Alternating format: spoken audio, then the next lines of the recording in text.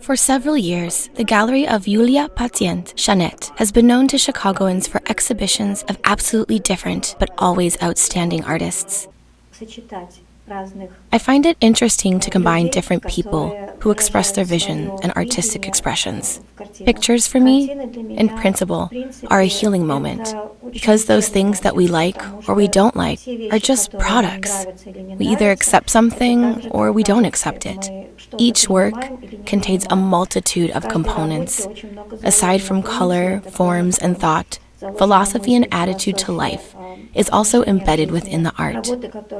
The works that are presented here resonate with different people with different perceptions on life. If the sculptor and collage artist Gashunin is already well known in America, then Denis Lopatin, who was recently forced to leave Russia for France for political reasons, and who managed to become scandalously famous not only in his homeland, but also in Europe in a short time, he became a real discovery for the American public. The genre of caricature has attracted me very much for a long time, and now I had the opportunity to make an exhibition. My good friend, Ilya Poletaev, said that he had a new collection of works and offered to look. It turned out that these were caricatures of Denis Lopatin, who now lives in France. And the works were very bright. It was immensely possible to feel, to understand. It was very strong work. It's amazing that an exhibition of Denis Lopatin took place in Chicago. He is already a legend, and the idea and spirit of the last ShANet exhibition is perfectly expressed by a poster invented by Yulia Patient herself. This is a symbiosis of the creative manner of two artists who have become participants in a new exhibition. Lopatinskaya, caricature of Trump, is supplemented with a voluminous detail. Glasses by Gashunin. Lopatin is one of the 100 best cartoonists in the world. He successfully works across all varieties of the cartoon genre. Lopatin is a talented physiognomist, very accurate in the sarcastic characteristics of his characters. He is the artist and author of 1,500 different caricatures, most of which were made not in pencil or ink, but in oil or acrylic, paints on canvas or cardboard. Among his works, you can see quite friendly cartoons on prominent scientists such as Einstein and world-famous artists Freddie Mercury, Borat, Mr. Bean, Morgan Freeman, Gerard Depardieu, and even 44th U.S. President Barack Obama. Sharp political and social cartoons of famous politicians, for which their author actually suffered as he was prosecuted for a caricature of deputy of the main legislative body of Russia, the State Duma. Lopatin's work attracts with obvious political non-engagement.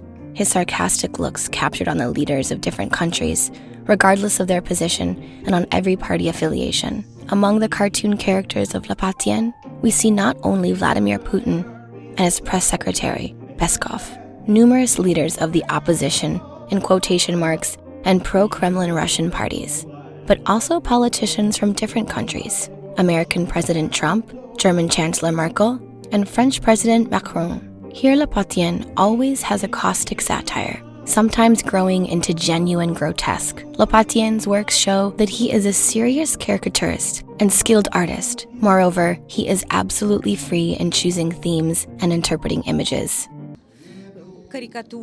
I know this genre. Caricature, friendly caricature. We are used to it, we know it. But what he did, is it evil and kind of political satire? No, I don't know what it is, but it's great. I like it terribly. Lopatin's works have recently become a collector's item of contemporary art.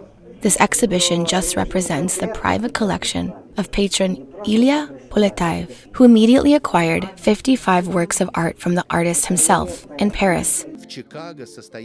It seems to me that here in Chicago, one of the largest exhibitions of Denis Lopatin's work took place in recent years. Despite the situation that is happening now, a pandemic, prohibitions, a lot of people were interested in his paintings and works.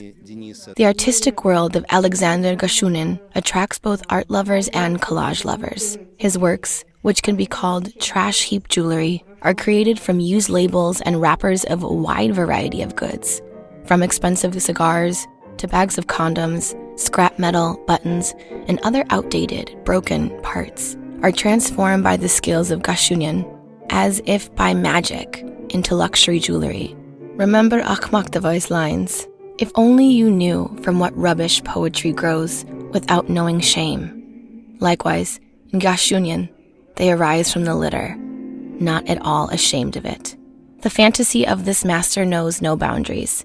He creates images that have become classics of fine art through multicolored paper scraps in a mosaic manner. Here we have Mona Lisa. Here are wonderful portraits of movie stars Marilyn Monroe and Jack Nicholson. Then an exquisite image of the famous artist of the era, Tamara de Lempicka. Gashunin's work is not limited to the technique of classical collage. At this exhibition, Gashunin presents volumetric collage. In the new art project Frame, the artist turns to such an object as glass, which he transforms from a functional object into an independent art object in a frame. Today we have a new joint project. It appeared after an exhibition that was several years ago, where glasses were presented. As Alexander Gashunin suggested frame glasses to place each pair in its own frame. My role was to see it through, to find the right frame, to create the story for each pair. My goal is to advertise Sasha Gashunin's work. Most of the glasses have his own artwork in the background. In this case, this is a fragment from his work, John Lennon. Coincidentally, a third eye appeared here. This is what is called the third eye. These are small sketches, these are small stories. I've always liked his work. I don't even like the art itself. I'm not such a big connoisseur of art. But conceptually, I like it more. Because in this way, I'm able to see through his eyes, how he sees the world, how he explains this world, through his works, through his art. This is more valuable to me. I like it very much, especially these ones. I'm not indifferent to glasses because my sister is an optometrist, and I'm also not indifferent to recycling because now it is a very relevant concept. If there is an opportunity to take what's already there, create something out of the new, that is a huge accomplishment. The exhibition spurred a lively discussion based on new projects and new names in art. The exhibition left no one indifferent.